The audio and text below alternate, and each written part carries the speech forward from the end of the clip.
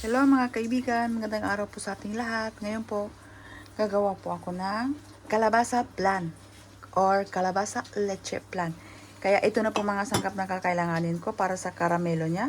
1/2 cup sugar and 1/4 cup water. Tsaka 5 whole eggs. 1 cup kalabasa. Cooked kalabasa.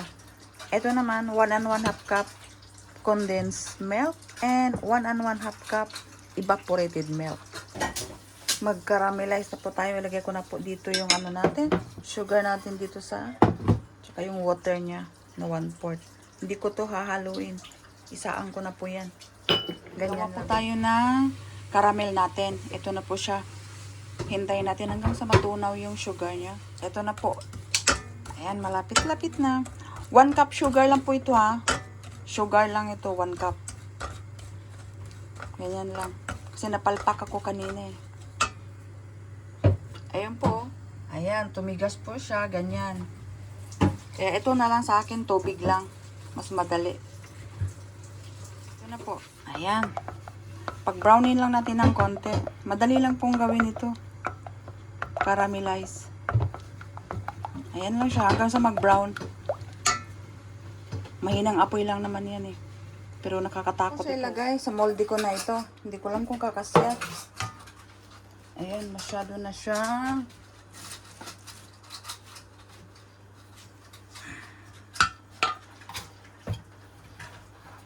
Ayan, ilipat na natin.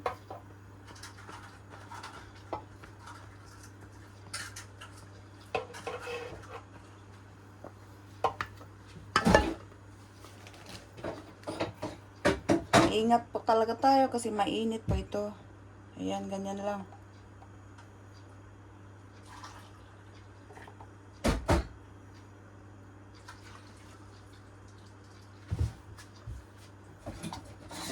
Hanggang sa titigas po yan.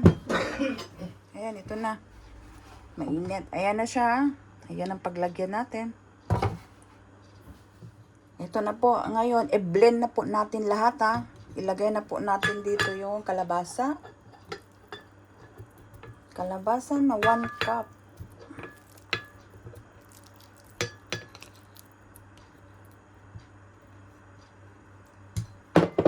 Itlog na 5 egg, maliliit. 5 egg. Tapos condensed milk na 1 1/2 cup.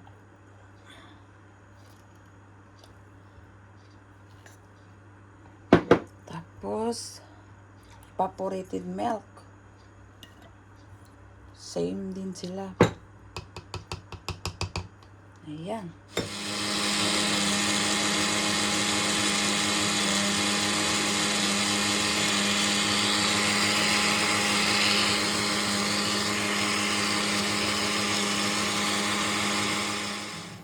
Ayan, i-strainer po natin ito.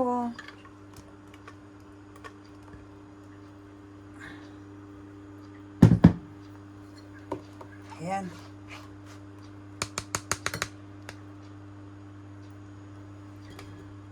Maglagay pa po pala ako ng 1 teaspoon na vanilla. 1 teaspoon lang. Ayan.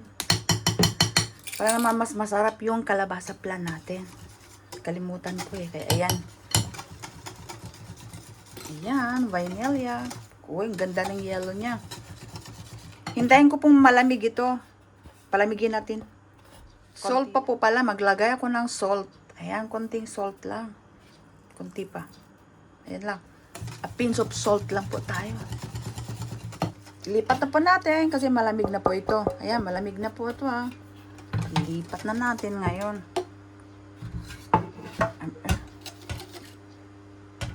Tapos i-oven ko po ito. Ayan.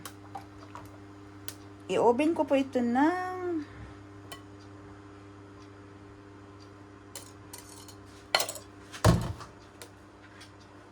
maglagay ako dito ng konti. Abe? Parang mas gusto ko siya. Ayan. Ayan. I-oven ko po ito ng 1 hour. Sa 150. 1 hour lang po tayo. Banyo Maria po yung may tubig. Ayan po, may tubig na po yan ha. Kulong-kulo na po. Ayan, ilagay na po natin ito. Koray ko. Yung naka-oven na po. 1 hour. Ayan, may 1 oras na po. Papatayin ko na po ito. Ayan, malambot na. Titikas din yung pag malamig. Off ko na po itong oven natin. Ayan, palamigin ko lang po ito. Ayan, oh. Ayan. Titikas din yan. Tingnan mo, malambot siya. Pero titikas po yan pag malamig. Kaya, pag may 1 oras na po, tama na po lang talaga. Luto na po yan. Kaya, hintayin ko pong lalamig yan ng mga 2 hours po. Bago natin ilagay sa molde. Kaya, eto na po, mga kaibigan. Tingnan nyo, kanina ang lambot-lambot. Ngayon, ang tigas-tigas. Ngayon, ilipat na po natin ito. Yung kalabasa plan natin. Aver. Ililipat ito pong gagamitin natin. Ganyan lang sa gilid.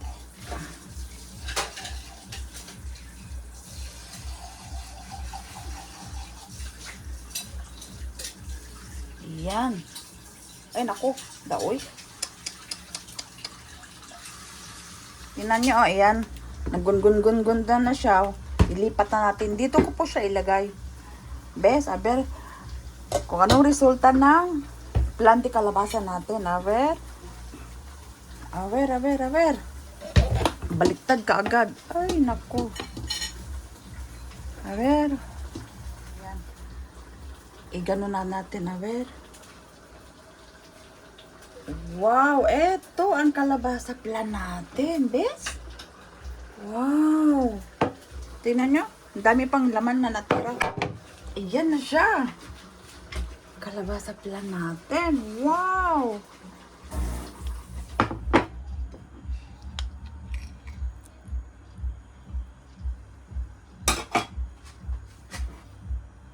Ito na po magtikim na po tayo. Ito na po yung kalabasa ko, bes. Tingnan nyo. Ayan oh, wow. Ayan na siya. Awe, tingnan natin. Ang lambot niya. First time ako nakatikim ng LJ pa ng kalabasa. Ang sarap po, ang sarap. Grabe, tama lang po yung tamis niya. Pwede nyo po itong panghanda mga kaibigan sa Pasko. Para maiba naman yung ano nyo, panghanda sa Pasko. Kaya maraming salamat po mga kaibigan. At sana po nagustuhan nyo ang recipe ko ngayon at ang video ko ngayon na leche plan di kalabasa. Kaya maraming salamat po. God bless po sa ating lahat. Enjoy cooking lang po tayo. Bye!